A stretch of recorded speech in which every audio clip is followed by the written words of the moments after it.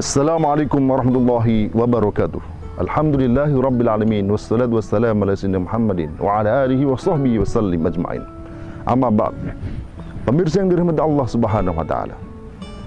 Banyak orang yang menjalani hidupnya begitu saja, seolah-olah mereka bisa mengerjakan apa yang mereka suka dan mereka meninggalkan apa yang mereka tidak suka.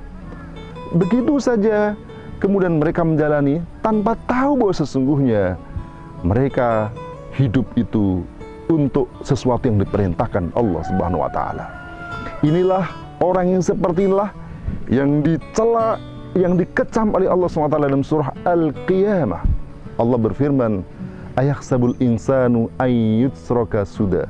Apakah manusia mengira bahwa dia dibiarkan begitu saja? Apa yang dimaksud dengan as-suda? Sebagian ulama seperti Mujahid, Imam Asy-Syafi'i, Ibnu Zaid mengatakan bahwa as-suda maknanya adalah la yu'maru wa la yunha. Apakah mereka manusia mengira bahwa mereka hidup itu tidak diperintahkan dan tidak dilarang, tidak diberi aturan dan dibiarkan mereka mengerjakan seperti yang mereka suka, bahkan membuat aturan sendiri? Benar, tidak benar. Ayat ini mengecam mereka karena Allah Subhanahu wa taala yanha ya'mur wa yanha.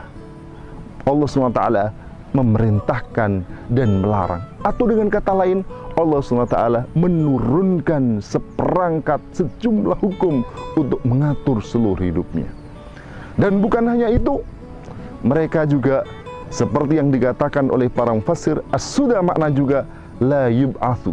Mereka tidak dibangkitkan. Artinya mereka mengira bahwa ketika mereka mati sudah dibiarkan begitu saja. Padahal manusia akan dibangkitkan Allah SWT. Semua akan dihidupkan kembali pada hari kiamat kelak. Untuk apa? Untuk mempertanggungjawabkan perilaku dan perbuatan yang dikerjakan selama mereka hidup di dunia. Ketika mereka tunduk dan patuh dengan perintah dan larangan Allah SWT, maka Allah SWT akan memberikan balasan kebaikan. Dan sebaliknya, ketika mereka ingkar, mereka melanggar aturan Allah SWT, maka Allah SWT akan memberikan sanksi dan dosa kepadanya, bahkan neraka menjadi tempatnya. Pemirsa yang dirahmati Allah SWT, tentu kita tidak ingin termasuk orang-orang yang menganggap hidup itu sia-sia belaka, dibiarkan begitu saja. Kita ingin menjadi manusia yang beriman, meyakini bahwa hidup kita ini harus menjalankan perintah dan larangan Allah SWT, menjalankan hukum dan syariahnya. Dan kita meyakini bahwa perilaku dan perbuatan kita ini akan dihisab dan diberikan balasan oleh Allah Subhanahu wa taala.